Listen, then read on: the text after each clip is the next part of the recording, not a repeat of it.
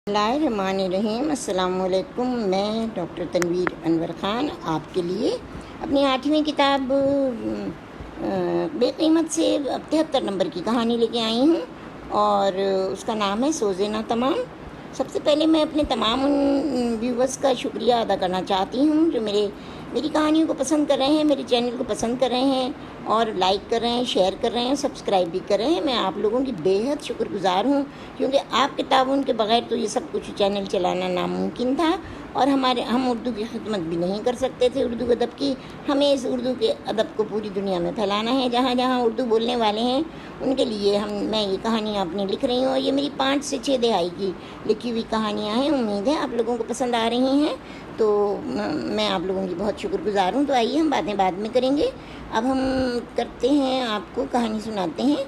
मेरी ये कहानी जो है ये 1967 में ज़ेबुन सरसाले में शाया हुई थी और इसका नाम है सोज़े ना तमाम। वो यूकलिप्टस के 2 बड़े बड़े दरख्तों के नीचे कुर्सी डाले बैठी थी। शाम का धुंधले का फैलता जा रहा था और उसे कुछ सर्दी सी महसूस हो रही थी। उसने अपनी नीली शाल कुर्सी के पीछे से उठाकर अपने कंधों पर डाल ली और दूर खलाओं में घूरने लगी। खोई खोई सी वीरान सी आँखें किसी चीज़ की मुतलाशी थीं और उसके इस खोए हुए सरापा पर यूकलिप्टस की भीनी भीनी खुशबू वाले फूल बरस रहे थे। नन्हे नन्हे से फूल दरख्तों की टहनियाँ हवाओं से झूल रही थीं। अचानक ही उसने अपनी बाजी को सामने से आते देखा और वो चौंक पड़ी। नसीमा आपी, आप खैरियत तो है? और नगीना हैरानी से नसीमा आपी की शक्ल देख रही थी। उसने गिरती हुई नसीमा आपी को सहारा दिया और बोली, अरे आपी, आपको तो बहुत तेज़ बुखार है, चलिए अंदर चलें, यहाँ तो खासी सर्दी है। कमरे में ले जाकर उसने आपी को पलंग पर बिठा दिया और बोली, अब कहिए क्या बात है? मगर आपी की हिचकियाँ तो बंदी नहीं हो रही थीं, सांस उखड़ रहा था। लेकिन ना तुम्हारे अमर भाई कहीं चले गए, न जाने कहाँ। मैंने तुमको ना बताया था, मगर अब तो 15 दिन होने को आए हैं। मुझे मालूम हुआ कि उन्होंने कहीं दूसरी शादी कर ली है। और नगीना के ऊपर जैसे बिजली गिर पड़ी, उसका पूरा जिस्म कांप गया। वो करीबी पड़ी कुर्सी का सहारा लेकर बैठ गई। उसकी समझ में नहीं आ रहा था कि ये सब क्यों और कैसे हुआ। उसने एक नज़र आपी पर डाली और लरस गई। आपी का चेहरा जर्द हो रहा था, जैसे वो कई दिनों से बीमार हों। उसके कानों से आपी की आवाज़ फिर टकराई, नगीना क्या होगा अब? और वो बड़े तहम्मुल और सुकून से बोली, आपी, तुम मेरे होते हुए क्यों फिक्र करती हो? तुम यहाँ रहो मेरे पास। और आपी से वो इससे ज़्यादा कुछ ना कह सकी। वो वहाँ से उठकर चली आई और बाहर बरामदे की हल्की हल्की रोशनी में किसी नन्ही मुन्नी सी आवाज़ ने उसके कदम रोक लिए। आंटी। और नगीना उसी लम्हे रुक गई। उसके सामने ही आपी के बच्चे बबलू, अफशी और राहिला खड़े थे। नगीना ने जल्दी से नन्ही मुन्नी सी अफशी को गोदी में उठा लिया और प्यार करते हुए बोली, अरे राहिला, क्या तुम लोग भी आपी के साथ आए थे? जी हाँ आंटी। फिर भला कहाँ छुपे थे? और बबलू मासूमियत से बोला, आंटी, हम खेल रहे थे। नगीना उन सब बच्चों को फिर अंदर ले आई और बोली, नसीमा आपी, इन बच्चों को खाना वगैरह खिलाकर सुला दीजिएगा। मैं सोचती हूँ कि नवेद के साथ जाकर आप घर से सामान ले आऊँ। और आप ही नगीना की तरफ हैरानी से देखते हुए बोली, निगी, अब भला वहाँ के है ही क्या? टूटे फूटे टीन के बकस और चंद बरसों के ठीकरे, इससे ज़्यादा तुम्हें वहाँ कुछ भी नहीं मिलेगा। नगीना का मुँह हैरत से खुला रह गया। आप ही तो क्या अहमर भैया ने सब कुछ बेच दिया, कुछ भी ना छोड़ा? नसीमा आप ही हैरत से बोली, नहीं नहीं, कुछ भी नहीं। और नगीना ये कहती हुई बाहर चली गई। बहरहाल कुछ भी सही, मैं उन ठीकरों को ही उठा कर ले आऊँगी, वो मेरे पास बतौर अमानत रहेंगे। नगीना ने पोट से कार निकाली और नवेद को आवाज़ दी। जल्दी नवेद भी आ गया। खैरियत तो है बाजी? नवेद, सिर्फ इस कदर कहूँगी भैया कि गाड़ी नसीमा आप ही के घर ले चलो। और नवेद ने ऐसा ही किया। कुछ देर तक रास्ते में दोनों ही खामोश रहे, मगर फिर नवेद खामोशी तोड़ते हुए बोला, क्या आप ही घर ही में पर रहेंगी? नगीना एक ठंडी सांस भरकर बोली, हाँ नवेद, अब आप ही हमेशा हमारे ही पास रहेंगी। अमर भैया ने सुना है दूसरी शादी कर ली और वो 15 दिन से घर से भी लापता हैं। अच्छा? नवेद ने हैरत से पूछा। नगीना बोली, हाँ नवेद, अब हमारी जिम्मेदारियाँ और बढ़ गई हैं। इसी असना में उसकी कार झटके के साथ एक मकान के सामने रुक गई। लो बाजी, आप ही का घर आ गया। और फिर दोनों उतर कर घर के अंदर पहुँचे। वाकई घर की हालत अजीब थी। सिर्फ 2 बकस थे जिनमें बच्चों के कपड़े थे। आप ही का सारा सामान, सब चीज़ें अहमर ने बेच कर खा ली थीं और सब कुछ ख़त्म हो गया था। और अब जब आप ही के पास कुछ भी ना रहा तो नवेद उनको छोड़कर चला गया। नगीना ने नवेद से कहा, اور پھر وہ جو کچھ سامان بھی تھا وہ انہوں نے کار میں رکھا اور مکان میں قفل لگا کر چلے آئے۔ زندگیاں بڑی خاموشی سے گزر رہی تھیں۔ نگینہ لاج کی دیواروں سے حسرت برس رہی تھی۔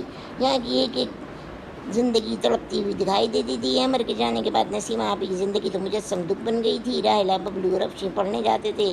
اب ان کا بوجھ بھی نگینہ کے نازک کاندھوں پر تھا۔ ان کے علاوہ پہلے ہی سے نوید، رومی اور انیلا کی ذمہ داریاں اٹھائے ہوئے تھی۔ نگینہ لاج کے اوپر کا حصہ اس نے 300 روپے ماہوار کرائے پر اٹھا دیا تھا۔ اس کے علاوہ گزر بسر کے لیے ایک مقامی کالج میں لیکچرر کی حیثیت سے کام کر رہی تھی۔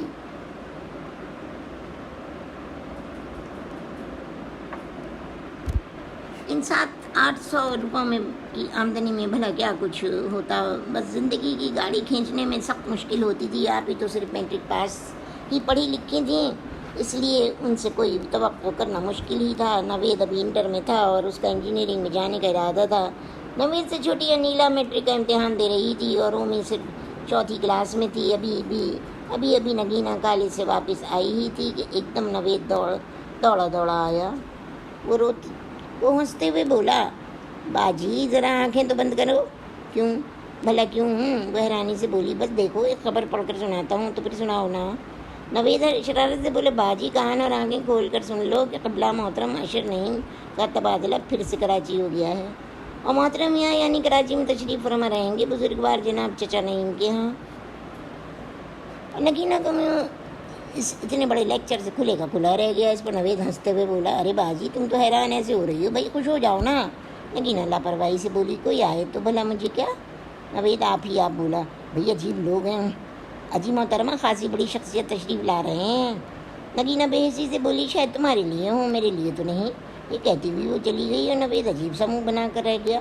نہ جانے باجی کو کیا ہو گیا ہے، کسی بات کی پرواہ نہیں رہی ہے۔ اور پھر نوید سوچنے لگا، نگینہ باجی کی اب تو شادی ہو جائے گی، اشر بھیا آ گئے ہیں نا۔ اور پھر اسے یاد آیا کہ جب اشر بھیا لندن سے آنے کے بعد اپنی نوکری کے سلسلے میں پنڈی چلے گئے تھے تو سب کتنے اداس ہو گئے تھے۔ وہ اکیلے ہی 2 سال پنڈی میں رہے اور اب 2 سال کے بعد واپس آ رہے تھے۔ اور پھر وہ سوچنے لگا، جب اشر بھیا آ گئے تھے تو ابو زندہ تھے، مگر اب ابو ہم میں بھی نہیں ہیں۔ اس 2 سال کے عرصے میں کتنے بڑے بڑے انقلاب آ گئے، اور ایسی ہی تمام باتیں سوچتے سوچتے نوید اٹھ کر اپنے کمرے میں چلا گیا۔ وہ اتوار کا دن تھا اور اشر جمعے کی ایک وہ گھر آ گیا تھا۔ نوید، آپی اور دوسرے بچے اس سے ملنے چچا نعیم کے گھر گئے تھے، مگر نگینہ نے طبیعت خرابی کا بہانہ کر کے نہ جانا ہی مناسب سمجھا۔ وہ اس دن بھی نہ گئی اور آخرکار آج چچا چچی اور اشر خود اس کو دیکھنے آ رہے تھے۔ صبح ہی سے گھر میں ہنگامہ برپا تھا۔ راحلہ، رومی، ببلی، افشین، انیلا سب نے گھر میں طوفان برپا کر رکھا تھا۔ اشر بھی آنے کے ساتھ ہی نوید سے گھل مل گیا اور نوید اس کو اپنے قریبی دوستوں سے ملانے لے گیا۔ نہ جانے کیوں نگینہ چچا چچی کے سامنے آنے سے بھی کترا رہی تھی، مگر پھر بھی وہ ایسا نہ کر سکی۔ اسے سب کے سامنے ساتھ برآمدے میں آ کر بیٹھنا ہی پڑا۔ چچی نے جھٹ سے اس کی بلائیں لیں۔ اشر کی بہن سحر بولی، واہ نگینہ، تم بھلا آئی کیوں نہیں تھی آپی اور نوید کے ساتھ؟ جانتی ہو اشر بھیا تم کو بہت پوچھ رہے تھے۔ اس پر چچی اور آپی دونوں ہنس پڑی اور نگینہ نے گھبرا کر آنکھیں جھکا لیں۔ اس کی آنکھیں بھر آئیں اور اس نے یہی مناسب سمجھا کہ وہاں سے اٹھ کر چلی جائے۔ دوپہر کو کھانے پر بھی وہ یہ بہانہ کر کے نہ آئی کہ پرہیزی کھانا کھاتی ہے۔ سحر اس کو بلانے بھی آئی۔ بھائی نگینہ، یہ کیا میزبانی ہے، میزبان موجود و میزبان غائب؟ اور وہ اس کے کال پر تھپکی لگاتے ہوئے بولی، سچ سحر بھوک نہیں ہے، تم لوگ کھانا کھا لو، خواہ میز پر اتنے سارے کھانے دیکھ کر جی للچائے گا۔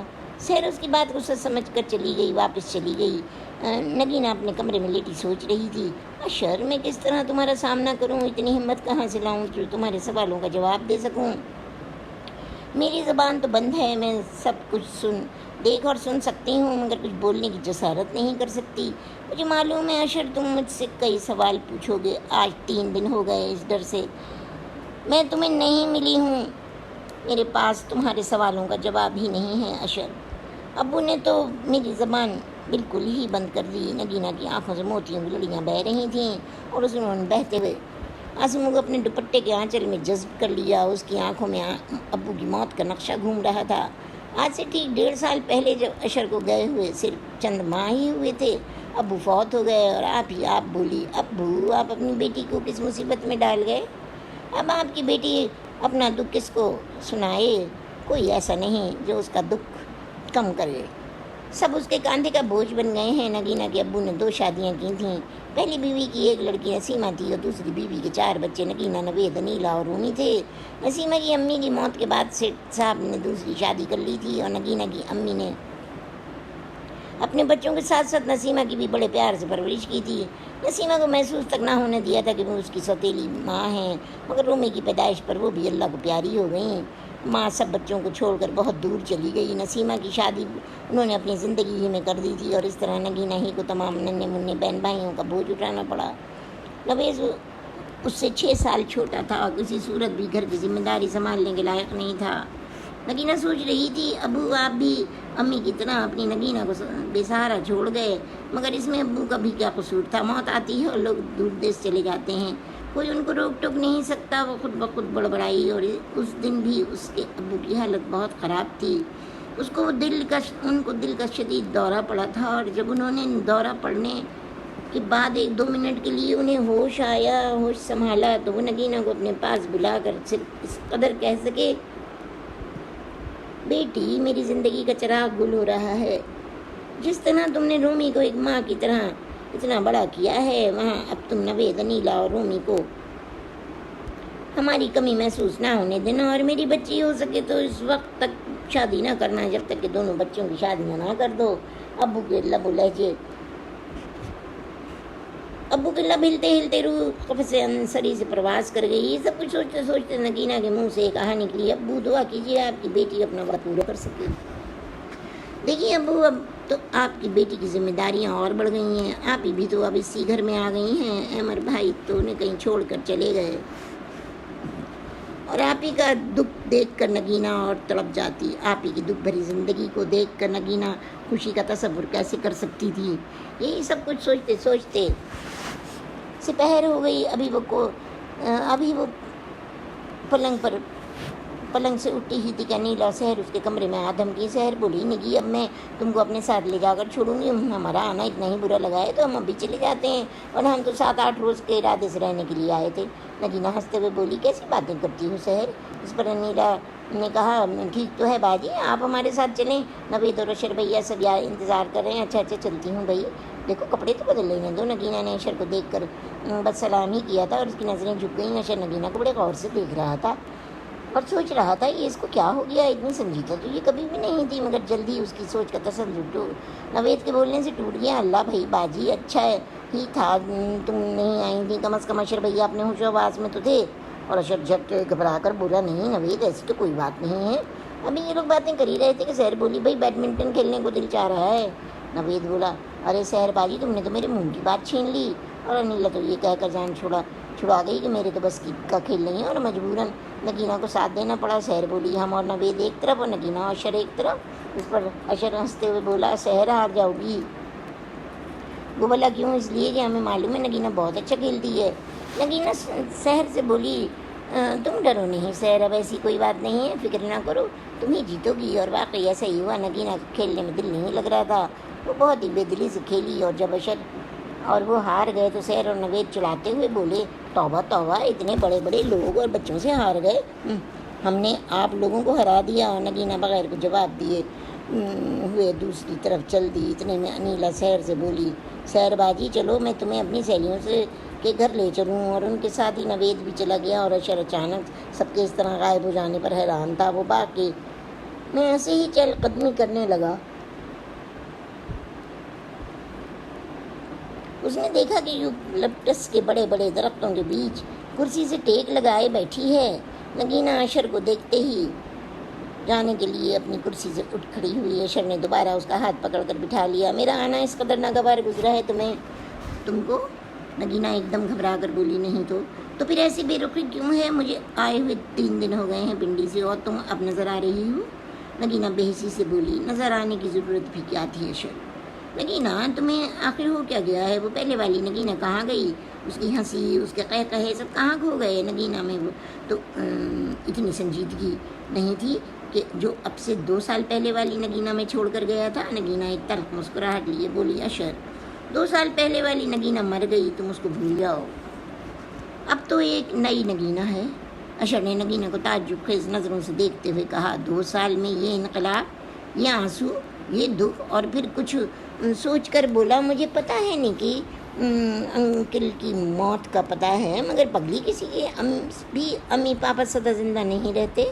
ابو کی موت کا ذکر آتے ہی جیسے کسی نے نگینہ کا سارا خون نچوڑ لیا، اس کا چہرہ زرد پڑ گیا، اس کی زبان گونگ ہو گئی۔ اشر نہ جانے کیا کچھ کہتا رہا، لیکن اس کی سمجھ میں کچھ نہ آیا۔ اس نے اس کی کسی بات کا جواب نہ دیا اور اشر تنگ آ کر بولا، تم بولتی کیوں نہیں ہو؟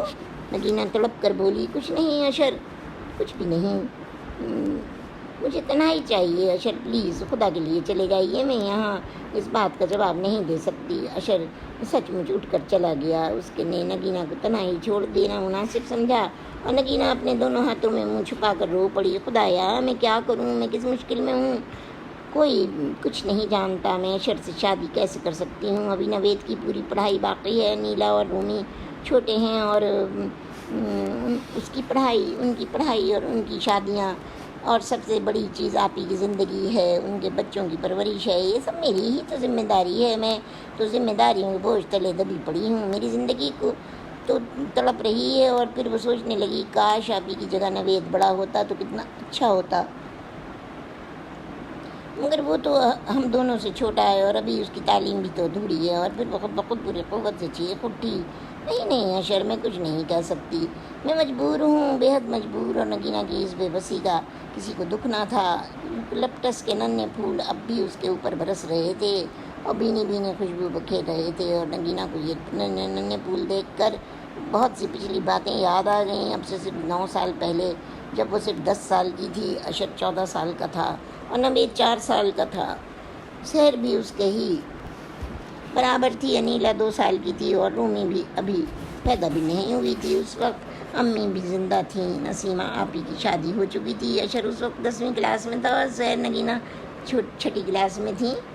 نگینہ کو یاد آ رہا تھا جب اسی یوکلپٹس کے نیچے سارے بچے گھنٹوں کھیلا کرتے تھے، اور اسے یہ بھی یاد تھا کہ اشر اسے کس قدر چھیڑتا تھا۔ وہ اکثر کہتا، تم پیچھے رہ گئی نا نگی، دیکھو ہم نے میٹرک بھی کر لیا۔ سحر پٹ جھٹ کہتی، تو کیا ہوا بھیا، بس 4 سال کی تو بات ہے، ہم بھی جھٹ پٹ کر لیں گے میٹرک انشاءاللہ تعالیٰ۔ اشر ہنس کر کہتا، ہمیں دیکھنا انشاءاللہ تعالیٰ، ہم تو جج بنیں گے اور باہر سے ڈگری لے کر آئیں گے۔ نگینہ ہنس کر کہتی، بڑا شوق ہے چور ڈاکوؤں کے فیصلے کرنے کا۔ اور اس پر اشر ڈر سے جواب دیتا، آجی بخدا نگی، اگر تمہارا مقدمہ بھی ہماری عدالت میں پیش ہوا تو انصاف سے کام لیں گے، ہم اس بات کی پرواہ نہیں کریں گے کہ تم ہماری رشتہ دار ہو۔ نگینہ ناراض ہو کر کہتی، واہ بڑے آئے ہمارا فیصلہ کرنے والے، اجی محترم پہلے اس قابل تو بنا لیجیے اپنے آپ کو، اگر کہیں عین وقت پر فیصلہ سنانے سے انکار کر دیا تو ہمیں دوسری عدالت کی طرف رخ کرنا پڑے گا۔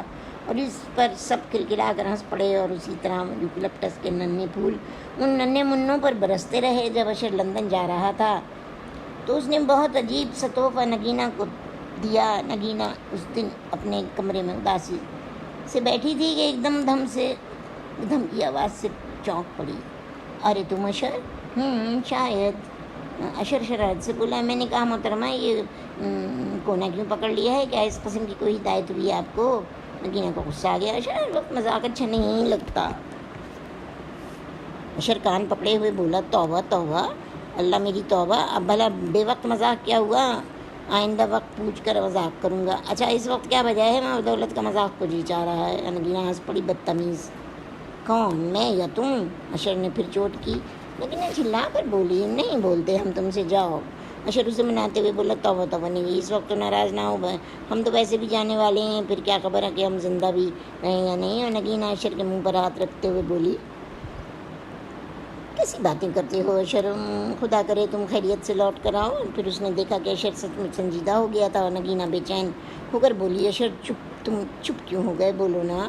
اشر صرف اس قدر بولا، نگی 4-5 سال کی طویل مدت اور تم سب کی جدائی، میں تو امی پاپا سحر اور تم سب سے دور ہو جاؤں گا، اور نگی یہ تمام باتیں صرف ایک خواب سی ہو جائیں گی۔ اور نگینہ کچھ نہ بولی۔ پھر اشر نے اپنی جیب سے رومال نکالا، اس میں کچھ تھا، وہ نگینہ کو دیتے ہوئے بولا، نگی یہ لو، شاید اس میں تو جو تحفہ دینے، اس سے زیادہ میں تمہیں تحفہ نہیں دے سکتا۔ اور جب نگینہ نے وہ پھول کھول کر دیکھے تو وہ رومال کھول کر دیکھا تو اس رومال میں یوکلپٹس کے ننھے ننھے پھول مسکرا رہے تھے. وہ سہم گئی. اشر یہ پھول مگر اشر یہ تو مرجھا جایا کرتے ہیں. اشر مسکرا کر بولا نگی میں نے تو یہ پھول تم سے صرف رکھنے کے لیے دیے ہیں. مجھے اس سے کیا کہ یہ مرجھا جائیں یا تازہ رہیں. نگینہ نے اسی وقت یوکلپٹس کے وہ پھول رومال سمیت اپنے بکس کی تہہ میں چھپا لیے اور اس کے بعد اشر چلا گیا دور، بہت دور. امی کا انتقال تو اس کے سامنے ہی ہو چکا تھا. 5 سال بعد جب اشر لوٹا تو نگی کافی بڑی تھی. اس کا اب یہ حال تھا کہ وہ سب ذمہ داریاں اٹھا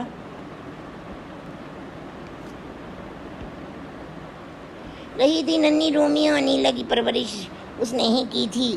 ابو کی موت سے پہلے تو وہ اپنے کندھوں پر اتنا بوجھ نہ سمجھتی تھی، مگر ابو کی موت نے نگینہ کی کمر توڑ دی تھی. 2 سال پہلے اشر جس ہنستی کھیلتی مسکراتی لڑکی کو چھوڑ کر گیا تھا، اس کا تو کہیں تو وجود ہی نہیں تھا. اتنی کم عمری میں اس قدر ذمہ داریاں. نگینہ پاگل ہوئے جا رہی تھی اور وہ کسی سے کچھ کہہ بھی نہیں سکتی تھی. خاموش سلوکا کرتی تھی. اس واقعے کے بعد سے زندگی بڑی خاموشی سے کٹ رہی تھی. 1 مہینہ گزر گیا تھا. کالجوں کی چھٹیاں ہو چکی تھیں اور بچوں کے امتحان بھی ختم ہو چکے تھے، اس لیے گھر میں ہنگامہ سا برپا تھا. اشر اکثر دفتر سے یہیں آ جاتا اور چچا چاچی بھی نگینہ کا بہت خیال رکھتے تھے. نگینہ کا دل بھی کچھ بہل جاتا تھا، مگر جب بھی وہ تنہا ہوتی سوچ کی گہرائیوں میں ڈوب جاتی. اس دن وہ اپنے کمرے کی صفائی کر رہی تھی اور بکس کے کپڑے نکال کر ابھی اس نے پلنگ پر ڈالے ہی تھے کہ اتفاق سے انہی میں اشر کا دیا ہوا رومال بھی تھا. وہ رومال کھول کر دیکھ رہی تھی کہ اتنے میں اشر کمرے میں داخل ہو گئے اور بولے ارے بھائی نگی کیا ہو رہا ہے؟ جی کچھ بھی تو نہیں. نگی اپنے دونوں ہاتھ پیچھے کرتے ہوئے بولی.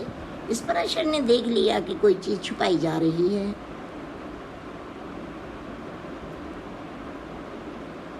وہ جھٹ بولا ارے بھائی ایسی کیا چیز ہے جو ہم سے چھپائی جا رہی ہے؟ جی کچھ بھی نہیں. کچھ بھی تو نہیں.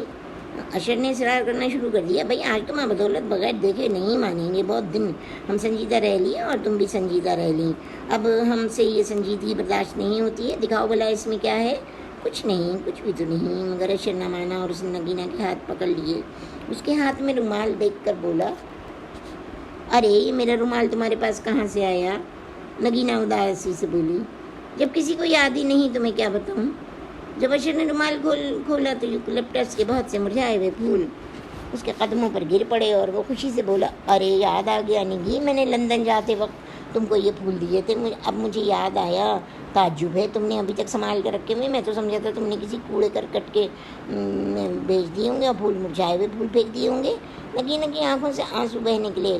اشر تڑپ گیا. نگی تمہیں کیا معلوم کیا ہو گیا ہے؟ میں تمہارے آنسو نہیں دیکھ سکتا. آخر تمہاری وہ ہنسی کہاں گئی؟ نگینہ صرف اس قدر کہہ سکی اشر میری ہنسی بھی ان پھولوں کے ساتھ ہی مرجھا گئی تھی جب تمہیں پھر اب کیسے ہنسوں اور کیوں ہنسوں؟ اشر حیرانی سے اسے دیکھ رہا تھا. نگینہ پھر اپنے آپ میں کام میں مصروف ہو گئی اور اشر اس کے کمرے کی تلاشی لینے لگا اور ایلبم ہاتھ لگتے ہی وہ چیخ اٹھا ارے وہ نگینہ تمہارے پاس تو سارے فوٹو محفوظ ہیں. وہ مسکرا کر بولی. پھر ایلبم ہوتی کس کام کے لیے ہے؟ اشر جلدی ہر فوٹو کا جائزہ لے رہا تھا اور بار بار ماضی پلٹ کر اس کے ذہن میں آ رہا تھا. وہ ایک تصویر دیکھ کر رک گیا. ارے نگینہ پہچانتی ہو اس لڑکی کو؟ جب نگینہ یہ تصویر دیکھی تو وہ شرما گئی اور اشر ہنس پڑا. یہ غالباً تمہاری اس وقت کی فوٹو ہے جب تم ننھی منی سی تھی اور تمہاری منگنی محترم اشر نعیم سے ہوئی تھی. مجھے یاد ہے تم ننھی منی سی دلہن بنائی گئی تھیں. اور پھر اشر ایلبم بند کر کے غور سے نگینہ کے چہرے کا جائزہ لینے لگا. وہ کام ہی میں مصروف تھی اور آخری کپڑا طے کر بکس میں رکھ رہی تھی. اس کی آنکھوں سے آنسو بہے چلے جا رہے تھے. اچانک ہی وہ اشر کی آواز سے چونک پڑی. نگینہ یہ رومال تو رکھ لو. وہ صرف اس قدر بولی. پھول مرجھا چکے ہیں اشر. اس پر اشر جھٹ بولا تو کیا ہوا؟ مرجھائے ہوئے پھولوں کو بھی تو سجا لیتے ہیں اور پھر عقیدت کے مرجھائے ہوئے پھول رکھنا کوئی گناہ تو نہیں ہے. نگینہ بے حسی سے بولی مگر میں مرجھائے ہوئے پھولوں کو سجانے کی قائل نہیں ہوں. اشر ہنستے ہوئے بولا تمہارا مقدمہ ہماری عدالت میں پیش ہوگا اور ہم مناسب فیصلہ کریں گے. تمہیں ہمارا فیصلہ منظور کرنا ہوگا. نگینہ بولی. 9 سال پہلے کی باتیں اب ناممکن ہے. وقت اپنے آپ کو دہراتا ہے محترمہ مگر اب نہ دہرائے گا. اشر ہنستے ہوئے بولا ہم اسے مجبور کر دیں گے. اور اگر وقت پہلے ہی سے مجبور ہوا اشر تو کوئی اور کیا اسے مجبور کرے گا؟ نگینہ اداسی سے بولی. پھر اشر نگینہ کو قریب ہی بٹھاتے ہوئے بولا، اچھا ایک بات بتاؤ گی، چچی نے جس بات کی ابتدا کی تھی اس کی انتہا کب تک پہنچانے کا خیال ہے؟ اس جملے سے نگی تڑپ گئی۔ اشر، کیا تمہارے پاس ان کے علاوہ اور کچھ باتیں کرنے کو نہیں ہیں؟ خدا کے لیے کچھ اور باتیں کرو۔ اشر اس کے جواب سے تلملا گئی۔ نگینہ، اب تمہیں کس بات کا انتظار ہے؟ تمہاری تعلیم مکمل ہو گئی ہے، اب کاہے کی فکر ہے؟ نگینہ بولی، تمہیں کیا معلوم اشر تمہاری نگینہ کس قدر بے بس ہے، وہ تم سے ایک لفظ بھی نہیں کہہ سکتی۔ اشر، تم مجھے بھول جاؤ، تم مجھ سے نہ ملا کرو ورنہ میں بہک جاؤں گی۔ اشر بغیر کچھ کہے ہوئے وہاں سے اٹھ کر چلا گیا، اور پھر اشر نے واقعی نگینہ لاج میں آنا بالکل کم کر دیا۔ نوید نے انٹر کر لیا تھا اور انیلا نے میٹرک۔ نوید باہر تعلیم کے لیے جا رہا تھا۔ بہرحال اب وہ بڑا تھا، اسے نگینہ کی اداسی کا دکھ تھا، مگر وہ یہ راز آج تک نہ سمجھ پایا تھا کہ وہ اداس کیوں رہتی ہے۔ ایک دن وہ ایسے ہی بولا، باجی ایک بات کہوں؟ ہاں ہاں بولو۔ باجی، تم مجھے اتنا دور بھیج رہی ہو، میرا خرچ تو وہاں بہت زیادہ ہوگا، پھر بھلا یہاں کیسے گزر بسر ہوگی؟ نگینہ اس کے گال پر ہاتھ تھپ تھپاتے ہوئے بولی، تھپکی لگا کر بولی، ہشت پگلے، یہ سب باتیں تو تمہاری باجی کی سوچنے کی ہیں، تمہیں ان باتوں سے کیا غرض؟ بس تم پڑھتے جاؤ اور جلدی سے اپنی تعلیم مکمل کر لو۔ تمہاری باجی کے لیے اس سے بڑھ کر اور خوشی کیا ہوگی کہ اس کا بھیا ایک معقول آدمی بن جائے۔ اس واقعے کے بعد نوید لندن چلا گیا۔ نگینہ پر زیادہ بوجھ نہ پڑا، کیونکہ اس کے ابو نے نوید کی پڑھائی کے لیے روپے الگ رکھ دیے تھے، اور اس طرح نوید کو گئے ہوئے 3 سال ہو گئے۔ اشر نے آنا جانا بالکل بند کر دیا تھا، مگر نگینہ اب بھی مطمئن نہ تھی، اور ہوتی بھی کیسے، وہ سب کچھ تو اس نے نہ چاہتے ہوئے اشر سے کہہ دیا تھا۔ انیلا نے بھی BA میں داخلہ لے لیا تھا۔ وہ نفسیات پڑھ رہی تھی، جو بہت ہی دلچسپ چیز ہے۔ نگینہ نے تو انگلش میں MA کیا تھا، اس لیے وہ بھلا نفسیات کو کیا سمجھتی۔ پھر بھی انیلا نے اسے اکثر آ کر کہانی سناتی، آج باجی ہم لوگ گڈو بندر گئے تھے، بہت مزہ آیا، اور نگینہ ہمیشہ کی طرح مسکرا کر چپ ہو گئی۔ احمر کا کچھ پتہ نہ تھا، 4 سال کا عرصہ ہو گیا تھا، مگر ان کا کچھ بھی پتہ نہ تھا۔ نسیمہ باجی بالکل دبلی ہوتی چلی جا رہی تھی، ان کو ہر وقت کھانسی رہنے لگی تھی، بخار بھی۔ ایک دن نسیمہ بولی، نگینہ باجی میں سوچ رہی ہوں خود بھی کہیں نوکری نگینہ میں سوچتی ہوں میں خود بھی کہیں نوکری کر لوں۔ اور نگینہ دھک سے رہ گئی، کیوں بھلا باجی یہ خیال آپ کو کیوں آیا؟ ٹھیک ہی تو ہے نگی، تم ان بچوں کی کتنی ذمہ داریاں ہیں، اور اس پر میرا بوجھ، ان بچوں کا بوجھ، مجھے ڈر لگتا ہے نگی تم کہیں ہمت نہ ہار جاؤ۔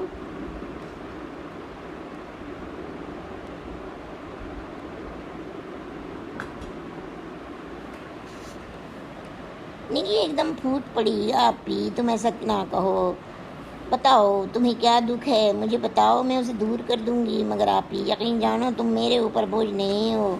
اور بھی رفشی اور ببلو کی طرف اشارہ کرتے ہوئے بولی، اگر آپ ہی یہ لوگ میرے ساتھ نہ ہوتے میری زندگی کتنی کٹھن ہو جاتی، پھر بھلا کیا ہوتا؟ اور آپ ہی کچھ نہ بولیں۔ کچھ دیر بعد پھر وہ اچانک بولی، مگر نگی اس میں کوئی حرج بھی تو نہیں ہے، اگر میں کوئی نوکری کر لوں، میرا دل بھی تو گھر میں پڑے پڑے گھبراتا ہے، تم پڑھانے چلی جاتی ہو اور بچے اسکول۔ نگینہ بولی، آپ ہی میں تمہیں منع نہیں کرتی، مگر دیکھو نا تمہاری صحت بھی تو اچھی نہیں ہے، نوکری میں بہت محنت کرنا پڑتی ہے۔ آپ ہی صرف مسکرا کر رہ گئیں، جیسی تمہاری مرضی گڑیا، میں تو صرف یہ سوچتی ہوں کہ آج اگر تم نہ ہوتی تو کیا ہوتا، ان سب کی نیا کیسے پار لگتی۔ انیلا نگینہ کے گلے میں جھولتے ہوئے بولی، ہاں باجی ٹھیک تو ہے بھائی، ایمان سے آپ ہی مجھے تو اپنی باجی پر فخر ہے، یہ میری باجی نہیں، میری اور رومی کی ماں بھی ہیں، ہم نے تو ابھی امی کی صورت بھی نہ دیکھی، بس ہوش آیا تو باجی ہی کی صورت دیکھی۔ اور پھر آپ ہی دونوں ہاتھ اوپر اٹھا کر بولی، خدایا تیرا شکر ہے کہ تو نے مجھے اس قدر پیاری سی بہن دی ہے۔ اسی دوران میں نگینہ کو پتہ چلا کہ اشر بھی پنڈی چلا گیا ہے، اور اسے گئے ہوئے بھی 2 سال ہو گئے، اور اب اس نے چچا چچی کو بھی اپنے پاس بلا لیا تھا۔ تو نگینہ یہ سوچنے پر مجبور ہو گئی کہ اسی وجہ سے اشر نہیں آیا تھا۔ اب تو نگینہ اس کی صورت کو بھی ترس گئی تھی، اور جب اسے اشر کی یاد آتی وہ وہیں یوکلپٹس کے مرجھائے ہوئے پھول دیکھ لیتی اور ایلبم کی ورق گردانی کرنے لگتی، اور اس طرح آنکھ جھپکتے ہی مزید 3 سال کا عرصہ اور گزر گیا، اور انیلا نے بھی MA کر لیا تھا۔ وہ کہتی، باجی اب بھلا بتاؤ کیا کریں، MA کر لیا ہے؟ اور نگینہ ہنس کر بولی، جی بیگم نفسیات پڑھی ہے، پاگلوں کا علاج کرو۔ اور انیلا بے اختیار اپنی باجی کی سادگی پر جھوم اٹھی۔ پھر اچانک گرائلا ایک تار باہر سے لے کر آئی، اور انیلا نے جیسے ہی تار کھولا اور پڑھا، باجی کے گلے جھوٹ گئی۔ ہائے باجی، نوید بھیا آ رہے ہیں، دیکھو اسی وجہ سے اتنے دنوں سے خط نہیں آیا تھا کہ وہ آنے والے تھے، اور باجی کی آنکھوں میں خوشی کی آنسو چھلکائے۔ واہ، وہ آپ ہی کے گلے لگ گئی۔ آپ ہی نسیمہ، ہمارا نوید آ رہا ہے پرسوں۔ آپ ہی اب تم کو پریشان ہونے کی ضرورت نہیں ہے، اب ہمارا نوید احمر بھائی کو ڈھونڈ نکالے گا۔ اور آپ ہی کے ہاتھ دعا کے لیے اٹھ گئے۔ اے خدا، تیرا شکر ہے کہ ہمارا نوید خیریت سے واپس آ رہا ہے۔ نگینہ بولی، آپ ہی خیر سے، ہمارا نوید تو بہت بڑا ہو گیا ہوگا۔ اور نیلا ہنس کر بولی، ہاں بھائی باجی، اب تو میرے نوید بھیا خوبصورت جوان ہوں گے۔ اور سب بہنیں کھلکھلا کر ہنسنے لگیں۔ ببلو، رومی، افشی اور راحلہ سبھی خوش تھے۔ ننھی سی افشی نگینہ کے گلے میں بائیں ڈالتے ہوئے بولی، آنٹی جی، ماموں جان آ رہے ہیں۔ ہاں بیٹے، ماموں جان آ رہے ہیں، ڈھیر سارے کھلونے لائیں گے۔ اور اس پر ننھی سی گڑیا بولی، آنٹی ہمارے ڈیڈی کب آئیں گے؟ وہ کیوں نہیں آتے؟ اور ننھی افشی کے سوال سے دونوں بہنوں کے چہروں پر اداسی چھا گئی۔ آپ ہی آنکھوں میں آنسو بھر آئے اور اٹھ کر چلی گئی۔ نگینہ اس کو پیار کرتے ہوئے بولی، بیٹے جلدی آئیں گے تمہارے ڈیڈی، ہم نے انہیں خط لکھ دیا ہے، انہوں نے کہا ہے کہ ہم جلدی ہی اپنی افشی بیٹے سے ملنے آئیں گے۔ اور افشی خوشی سے تالیاں بجاتی ہوئی باہر بھاگی۔ ابا، ڈیڈی آئیں گے، اب ہمارے ڈیڈی آئیں گے۔ اور نگینہ ایک بار پھر غم کی گہرائیوں میں ڈوب گئی۔ خدایا، تو انسانوں سے ان کا سکھ کیوں چھین لیتا ہے؟ بتا، انسانوں کی سنگ دلی کے قصے ان بچوں کو کون بتائے؟ یہ بھلا کیا جانے دنیا کیا ہے؟ اور پھر اچانک ہی انیلا کی آواز کانوں میں گونجی، باجی بھائی جہاز کا وقت ہو گیا ہے۔ اور پھر یہ لوگ ایئرپورٹ پہنچے۔ تمام مراحل طے ہونے کے بعد جب نوید نگینہ کے قریب پہنچا تو وہ اسے پہچانے بھی نہیں، اور نوید ایک دم سے لپٹ گیا۔ باجی، میری باجی، کیسی ہو تم؟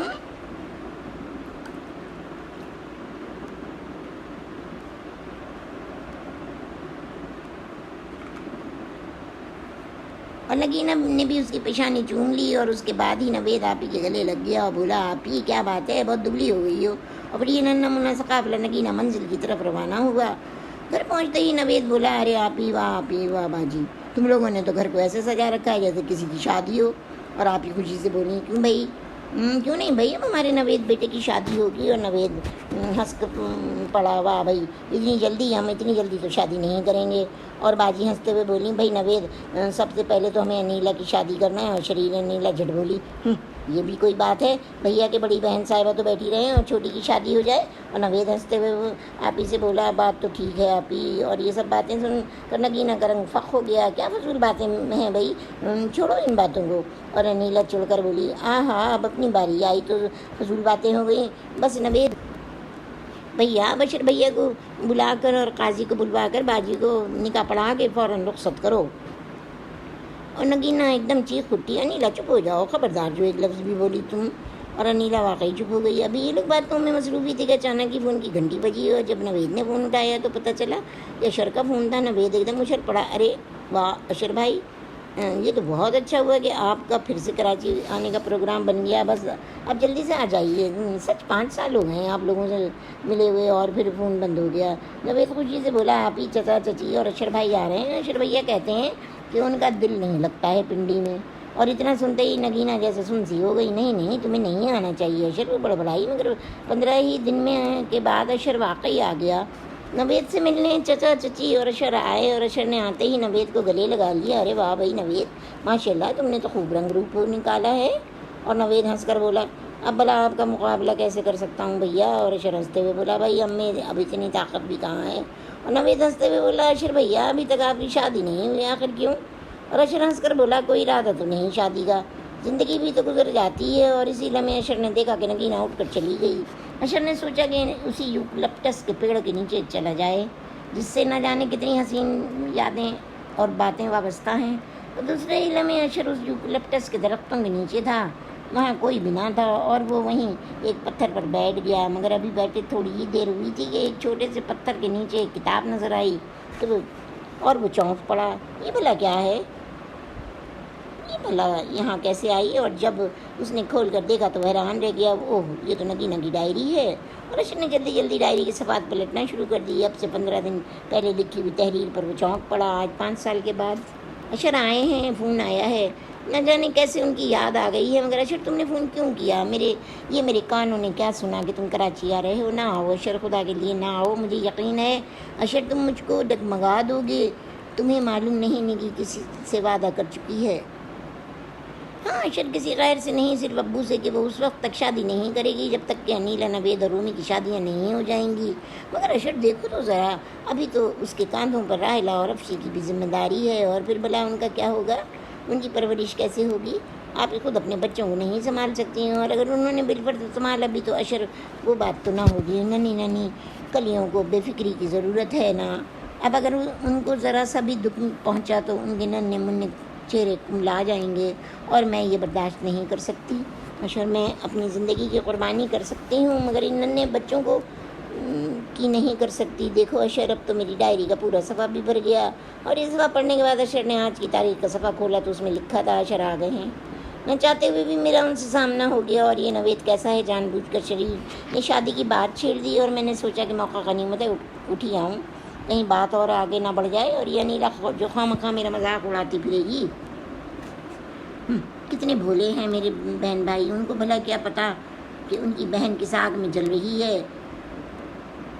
اشر نے یہ آخری صفحہ پڑھنے کے بعد چپ چاپ ڈائری اس جگہ پر رکھ دی، اور کچھ سوچنے میں محو ہو گیا۔ اچانک ہی نگینہ وہاں آ گئی اور اس کو دیکھ کر چونک گئی۔ اوہ تم نگینہ! اشر ایک دم کھڑا ہو گیا۔ جی وہ میں، اور اشر ہنس کے پڑا، بھائی اس قدر بوکھلائی ہوئی کیوں ہو؟ نہیں تو پھر اشر نے پتھر کے نیچے سے ڈائری نگینہ کو دیتے ہوئے کہا، غالباً یہ لینے آئی ہو۔ اور نگینہ نے جیسے ہی ڈائری لینے کے لیے ہاتھ بڑھایا، یوکلپٹس کے پھولوں کا رومال اس کے ہاتھ سے چھوٹ گیا، اور تمام پھول رومال سمیت اشر کے قدموں میں آ گرے۔ نگینہ ڈائری لے کر جانے ہی والی تھی کہ اشر نے بازو پکڑ کر اسے اپنے قریبی پتھر پر بٹھا لیا۔ نگینہ بہت ہو چکا مذاق، اب میں بالکل سنجیدہ ہوں، تم مجھ سے آخر اتنا کتراتی کیوں ہو؟ اور نگینہ کچھ نہ کہہ سکی۔ میرے لیے تمہاری باتیں ناقابل برداشت ہیں نگینہ، میں اب بغیر فیصلہ کیے نہیں جاؤں گا۔ اور نگینہ کی آنکھیں برس پڑیں۔ اشر تم کیوں آئے میری زندگی میں لوٹ کر؟ تمہیں اب یہاں ملے گا کیا؟ تمہاری 14 سال پہلے والی نگینہ تو مر چکی ہے، وہ تو اسی وقت مر گئی تھی جب تم باہر گئے تھے۔ نگینہ دونوں ہاتھوں سے منہ چھپا کر سسک پڑی۔ نگینہ تم مجھے بتاتی کیوں نہیں ہو؟ کچھ بھی تو بتانے کو نہیں ہے، کوئی بات بھی تو نہیں ہے اشر، یہ تو میرا اپنا فیصلہ ہے۔ اور اشر ہنستے ہوئے بولا، نگینہ میں نے سب کچھ پڑھ لیا ہے، جس راز کو تم نے 7 سال سے مجھے چھپائے رکھا وہ آج خود ہی مجھ پر عیاں ہو گیا، اور مجھے خوشی ہے نگینہ کہ تم نے اپنی ذمہ داریوں کو سنبھالا۔ یقیناً اگر تم سہارا نہ دیتی نوید اور نیلا آج اس لائق نہ ہوتے، اور یہ سب بچے جو پڑھ رہے ہیں تمہاری بدولت، آپ ہی صرف تمہارے سہارے پڑی ہیں۔ اور پھر وہ بولا، مگر نگینہ کوئی اس حد تک اپنی خوشیوں کو ختم نہیں کر دیتا۔ تم کو تو مجھ سے یہ ساری باتیں اب سے 5 سال پہلے بتانا تھیں، مگر تم نے نادانی کی۔ چلو کوئی بات نہیں، اب تم کو فکر کرنے کی ضرورت نہیں ہے، میں آ گیا ہوں۔ اور اسی کے ساتھ میری یہ کہانی 73 نمبر کی کہانی ختم ہوتی ہے۔ تو یہاں پہ ویورز ہماری یہ کہانی ختم ہو گئی ہے 73 نمبر کی، اور بے قیمت کی بھی کہانیاں ہماری سب ختم ہو گئی ہیں۔ اب آپ کو میں نے بتا دی، میں آپ کو بے قیمت کی پوری لائبریری بنانے کے لیے اب اپنی کہانیوں، اپنی جو ویڈیوز میں نے ڈالی ہیں ان کے نمبر بتاتی ہوں آپ کو۔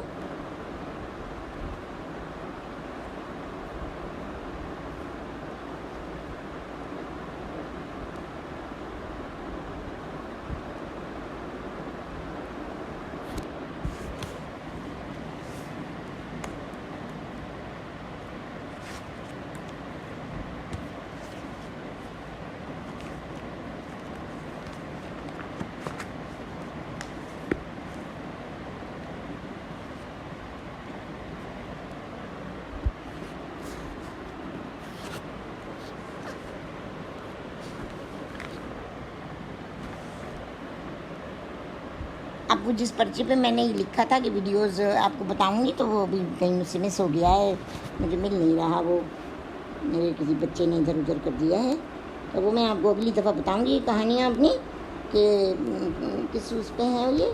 تو اب ہم آپ سے اگلی دفعہ ملیں گے، اور پھر میں اب اپنی کتاب پانی کے بلبلے سے کہانیاں شروع کروں گی، تیسری کتاب ہے میری وہ، اور ہم 74 نمبر کی کہانی میری پانی کے بلبلے سے ہوگی، اور اس کا نام ہے میرا دلدار۔ تو ہم آپ سے اگلی دفعہ ملتے ہیں پانی کے بلبلے کی کہانی کے ساتھ، میرا دلدار۔ لے کے میں آپ کی خدمت میں حاضر ہوں گی. میں آپ کو بتاؤں گی کسی وقت اپنی بے قیمت کتاب کی کسی بھی ویڈیو میں بتا دوں گی میں آپ کو. اور امید ہے آپ کو میری کہانی پسند آئی ہوگی. لائک کریں, شیئر کریں اور سبسکرائب کر دیں میرے چینل کو, اور بیل کے آئیکن کو دبا دیجئے. بس ہماری ایسی فریلی باتیں ہوتی ہیں, میری بات کا کسی کا وہ برا نہیں مانیے گا.